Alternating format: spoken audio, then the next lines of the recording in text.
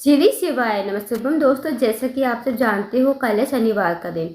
दोस्तों, अगर आपके जीवन में धन की प्राप्ति नहीं है, व्यापार में वृद्धि नहीं हो रही है, या फिर आपकी नौकरी नहीं लग पा रही है, आपके जीवन की कोई अधूरी मनोकामना है जो काफ़ी दिनों से अधूरी पड़ी है, तो बस आपको 7 काले तिल और शहद से अचूक उपाय करना है। यदि आप इस उपाय करते हो तो जो भी आपकी विशेष मनोकामना होगी वो मनोकामना आपकी पूर्ण हो जाएगी। साथ ही अगर आपके जीवन में कोई समस्या चल रही है, वो समस्या भी आपकी समाप्त हो जाएगी। पूज्य गुरु जी कथा को सुनकर उपाय को अच्छे समझाने का प्रयास करेंगे।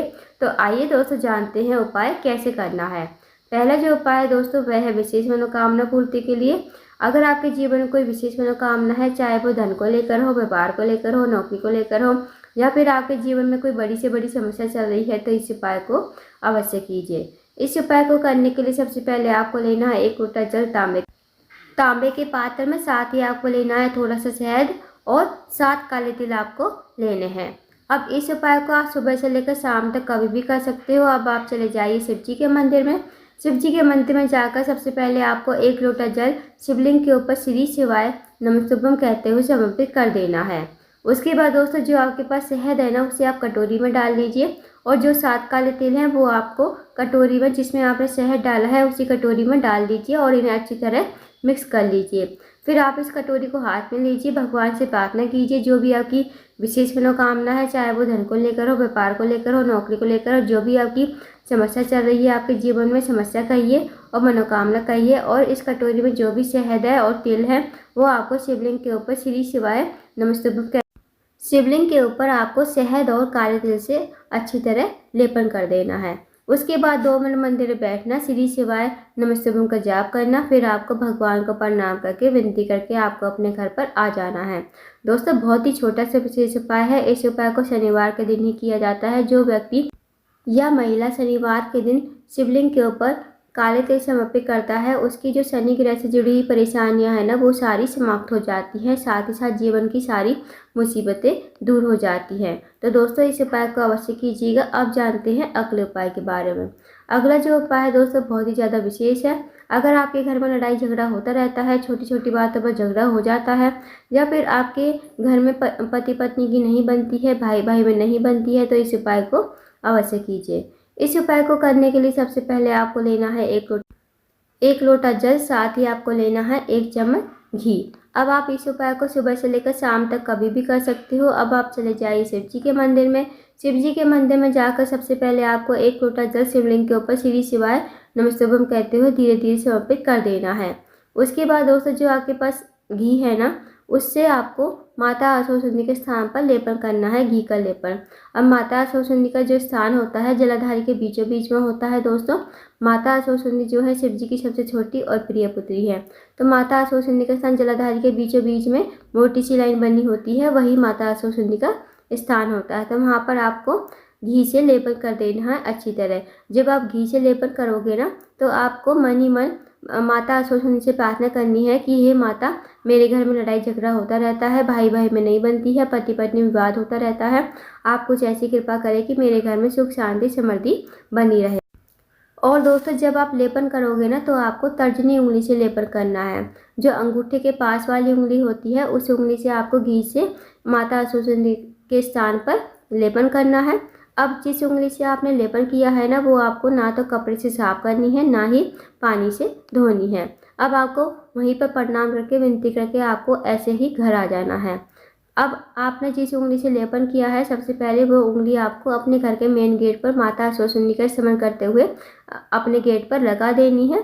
उसके बाद आपको अंदर प्रवेश करना है। अब आपके घर में जितने भी रूम है ना, सब रूमों के बाहर एक एक बिंदी आपको माता आसुसुंदी के स्मरण करते हुए आपको लगा देनी है। यकीन मानिए दोस्तों, यदि आप इस उपाय को कर लेते हो, तो जो भी आपके घर में लड़ाई झगड़ा करता है ना, वो कभी लड़ाई झगड़ा नहीं करेगा। हमेशा आपके घर में सुख शांति समृद्धि बनी रहेगी। तो इस विशेष उपाय को अवश्य कीजिएगा दोस्तों। बहुत ही अचूक विशेष उपाय है। अब जानते हैं अगले उपाय के बारे में।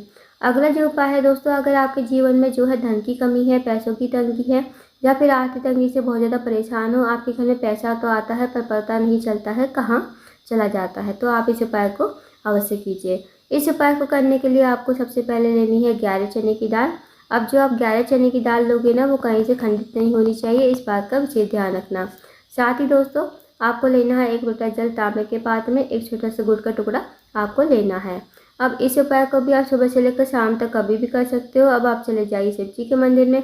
शिव जी के मंदिर में जाकर सबसे पहले आपको उत्तर की तरफ मुँह करके खड़ा होना है और जो आपके पास चने की दाल है ना, वो आपको थोड़ी सी गीली कर लेनी है। गीली करने के बाद जो आपके पास एक छोटा सा गुड़ का टुकड़ा है वो आपको लोटे के जल में ही डाल देना है।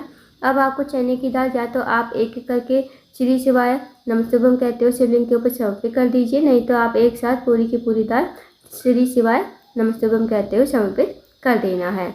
उसके बाद जो आपने छोटा सा गुड़ का टुकड़ा लोटे के जल में डाला है, वो लोटा आपको अपने हाथ में लेना है। भगवान से प्रार्थना करनी है कि हे महादेव, मेरे जीवन में धन की समस्या है, धन की वृद्धि नहीं है, धन प्राप्ति नहीं है, माता लक्ष्मी हमसे रूठी हुई है, माता लक्ष्मी का वास नहीं है। आप कुछ ऐसी कृपा करें कि माता लक्ष्मी का हमारे घर में वास हो जाए, माता लक्ष्मी की कृपा हम पर बनी रहे, हमारे जीवन में कभी धन की कमी ना हो। तो आपको ऐसे प्रार्थना विनती करते हुए 1 लोटा जल श्री शिवाय नमस्तुभ्यम कहते हुए शिवलिंग के ऊपर धीरे धीरे समर्पित कर देना है। 2 मिनट मंदिर में बैठना है, श्री शिवाय नमस्तुभ्यम का जाप करना है। उसके बाद आपको भगवान को प्रणाम करके विनती करके आपको अपने घर पर आ जाना है। तो दोस्तों इस उपाय को भी करके देखिएगा। इस उपाय को करने से आपके घर में धन की कमी कभी नहीं होगी, हमेशा माता लक्ष्मी आपके घर में वास करेगी। दोस्तों अगला जो उपाय है वो है रोग मुक्ति के लिए। यदि आपके घर में कोई व्यक्ति काफ़ी दिनों से बीमार है, उसकी जो बीमारी है दूर होने का नाम ले रही है, तो इस उपाय को अवश्य कीजिए। इस उपाय को करने के लिए सबसे पहले आपको लेनी है एक बेलपत्र। अब जो आप बेलपत्र लोगे ना, वो कहीं से कटी फटी खंडित नहीं होनी चाहिए। साथ ही आपको लेना है 1 लोटा जल। अब आपको इस उपाय को सुबह से लेकर शाम तक कभी भी कर सकते हो। अब आप चले जाइए शिव जी के मंदिर में। शिव जी के मंदिर में जाकर सबसे पहले आपको 1 लोटा जल शिवलिंग के ऊपर श्री शिवाय नमस्तुभ्यम कहते हुए समर्पित कर देना है। उसके बाद दोस्तों जो आपके पास एक बेलपत्र है ना, वो बेलपत्र आपको अपने हाथ में रखनी है। भगवान से प्रार्थना करनी है उस रोगी व्यक्ति के लिए, जो रोगी व्यक्ति आपके घर में काफ़ी दिनों से बीमार पड़ा है, उसके लिए प्रार्थना कीजिए और उसका नाम और गोत्र बोलते हुए इस बेलपत्र को कुंदकेश्वर महादेव का नाम लेते हुए शिवलिंग के ऊपर समर्पित कर दीजिए। अब आपको 2 मिनट मंदिर में बैठना है, श्री शिवाय नमस्तुभ्यम का जाप करना है। अब जो आपने बेलपत्र चढ़ाई थी ना शिवलिंग के ऊपर, वो आपको महादेव से विनती करके औषधि के रूप में आपको अपने घर पर लेकर आनी है। इस बेलपत्र को घर पर लाकर उस रोगी व्यक्ति खिलाना है जो रोगी व्यक्ति आपके घर में काफ़ी लंबे समय से बीमार पड़ा है। उस रोगी व्यक्ति को आपको कुंदकेश्वर महादेव का नाम लेते हुए इस बेलपत्र को चबा चबा कर खाने को कहना है। यकीन मानिए दोस्तों, यदि आप इस उपाय को कर लेते हो तो उसकी जो बीमारी होगी, रोग होगा, वो धीरे धीरे ख़त्म हो जाएगा और धीरे धीरे वो व्यक्ति रोग मुक्त हो जाएगा। तो इस विशेष उपाय को अवश्य कीजिएगा। तो दोस्तों ये थे कुछ विशेष उपाय जो आपको शनिवार के दिन अवश्य ही करने हैं। इन उपाय को अवश्य कीजिएगा। अगर आपको जानकारी पसंद आई हो, वीडियो को लाइक करना, शेयर करना, चैनल को जरूर सब्सक्राइब करना, कमेंट बॉक्स में श्री शिवाय नमस्तुभ्यम हर हर महादेव जरूर लिखना।